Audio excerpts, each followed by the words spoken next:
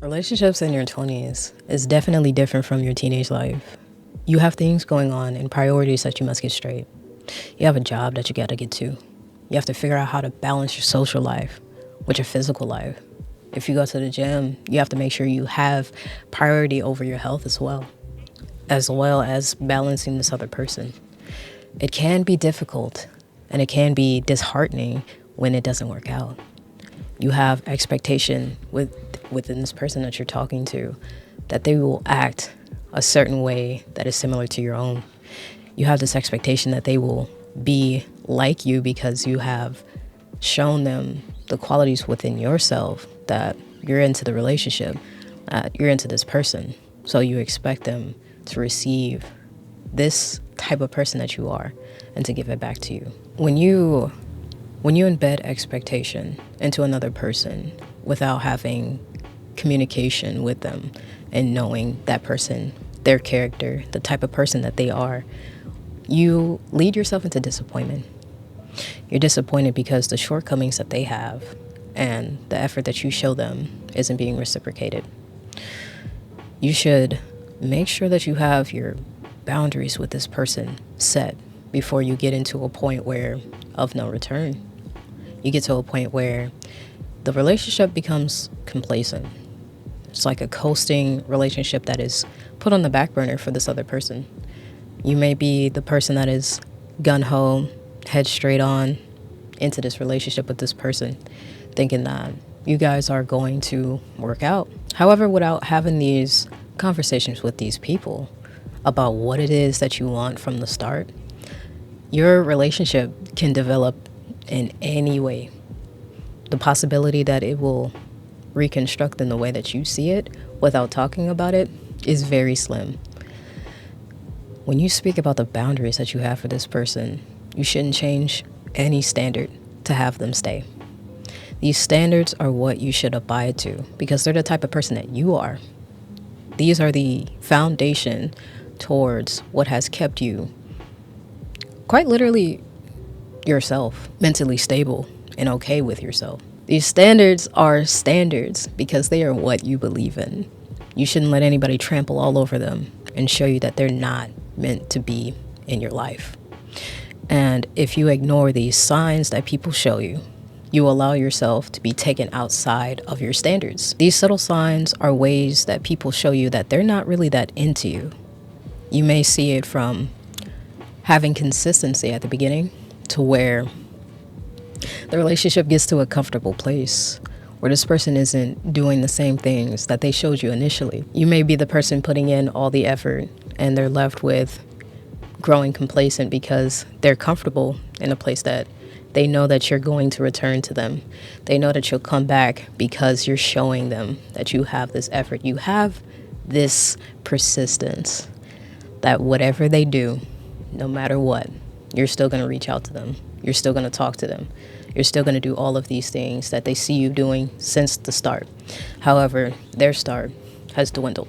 If you have a conversation with this person and you tell them that you have these feelings that is coming from their drastic drop or difference from the start of the relationship, and you realize that these things that you bring to them, they're not willing to change or they don't change over time, you're the one that's going to end up hurt in the end.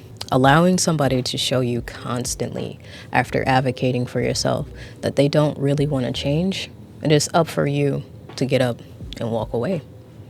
You have to know your worth and your value. You can't let people trample over you. You can't allow people to take you outside of yourself to where you're constantly trying to get back to that day one, month one, week one. People know exactly what they're doing. There's no doubt in my mind because you know exactly what you're doing. You're putting forth effort and you're showing this other person that this is who you are. This is what you want. And this other person may also put in that this is what they want. This is who they are. And there may be underlying things that they don't tell you. There may be underlying motives that this person has that you do not see. They will not show you because they're still reaping the benefits of you. Don't allow these behaviors to repeat themselves because when they constantly repeat themselves and you allow it to happen, it's going to never stop. You will not know these signs until you take it upon yourself to recognize that these are constant patterns that are persisting. You should know that you are worth enough to have the effort put in the way that you're putting into this person. You should have someone that wants to pour into you the way that you've been pouring into them. If you're the one constantly pouring into their cup that they have, and this cup may be empty, you're pouring every substance into this person to where you're depleted, and this person has a full cup, and they can do whatever they want with that full cup. They don't have to pour it back into you. They can take this cup, take it to wherever they're going, and not look back. And now you're in a place where you're empty. The only way that you can fill your cup up is pouring back into yourself. You shouldn't wait for a person to come into your life to change you, to bring you happiness. Happiness does not come from outside of yourself. It comes from within yourself. It doesn't come from a relationship with another person. It doesn't come from loving another person so hard that you don't even love yourself. You don't even realize that you don't love yourself because you're letting your boundaries and expectations take over. Your boundaries getting crossed. Your expectation that this person is going to be like-minded to you. When it comes to pouring into yourself, you have to do it in a level where you're not just distracting yourself from this feeling. This feeling will come after you in all different types of angles, all different types of ways. And when you're constantly distracting yourself, you take yourself outside of this mind state where you think about the things that have happened, the relationship that you had with this person. It becomes something that you do not think about. It's put on the back burner. And then when it comes back up, you don't know how to deal with these emotions because you spend so much time filtering them out with various different activities. It is okay to take time for yourself, to distract yourself from the feeling. But if you constantly distract yourself from the feeling instead of facing it head on, you will never know how to deal with this emotion when it comes within another situation, another relationship with a different person. You'll have the same problems that you did not work on because you spent so much time trying to forget and distract that you didn't understand those feelings.